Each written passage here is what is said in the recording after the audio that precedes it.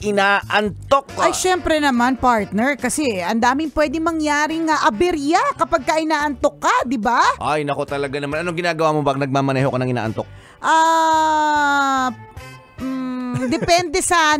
Depende sa mood ko eh. Kinakamot yung singit ng asawa. Pwedeng yon or pwedeng kinakamot yung singit ng nakisakay ng kapitbahay. Charot.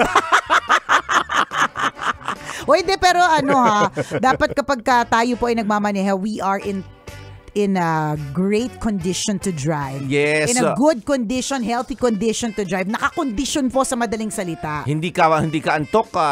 Oo. Hindi ka puyat. Hindi ka lasing. At hindi ka lasing. Oo. Totoo yun. Tama yung sinabi ni partner, maraming posibleng aberyang mangyari. Totoo Itong yan. ibabalita ko, kwento ng mag-asawa dahil sa ang cause din nito ay wala sa focus sa pagmamaneho. Itong mag-asawang ito nagbiyahe ng madaling araw. Siyempre, pag madaling araw, malamang antukin ka niyan. Yan, syempre. Diba wala masyado sa focus. Oo. Ang ginawa nung nakakabangag yan yung ganyang klaseng driving. Oo. So, ang ginawa ni Mr. Sige, tigil muna tayo kasi iihi lang ako. Sabi ng Mr. Pampatanggal lang antok. Pag, kung tawagin. Yan, stretching, ganyan. stretching. So, sabi niya doon sa misis, Han, baba muna ako. CR lang ako, pagpag ako. So, CR si Mr. Si misis naman, siguro wala din sa focus, umihi din. Oo. Okay. Lumabas din ng kotse. Umalis. Oo. So si Mr. bumalik na ng kotse, ni-start yung sasakyan, umalis. Hindi niya alam na yung misis niya wala doon. Ba't tumatawa ka? Hindi kasi posibleng mangyari sa akin yan eh. Kasi nakaupo ako lagi sa likod. Hindi ka palagi ng antok na yan, ha? Oo, hindi. Lagi akong hindi kami halos lagi magkatabi. Baka ikaw itong binabalita ko. Baka.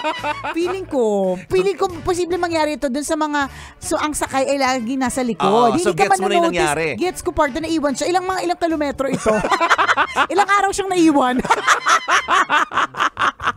Yung parehong wala sa focus. Ayan. Kasi kunyari, alerto ka nun, i-check mo yung mga pasahero mo bago ka umalis naman. Eto, natuloy, misis mo pa. Ayan. Diba? So, ang kinalabasan po dito mga kabisyo, in other words, umalis si Mister, nang wala yung kanyang misis. Tumakbo na ng napakalayong kilometro na yung misis niya nasa banyo na iwan. Ay, naku, nakakaloka.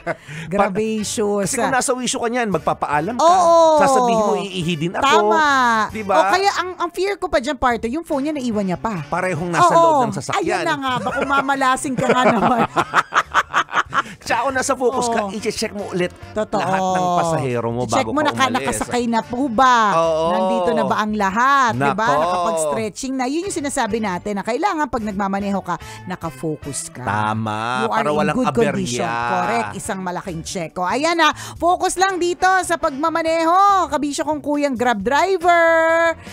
UV Express driver. Tricycle, jeepney. Bus driver. Ayan, focus lang po sa pagmamaneho habang nakatutok sa Love Radio. Susunod na po, Tara Kape with Robin Shena and Conyo Bicolano. Muli ako po si Nicole Yala. At ako naman si Chris Chuper. Na nagpapaalala ang paghintay sa taong di ka kayang mahalin. Ay katumbas din ang paghintay na tumamis ang asin.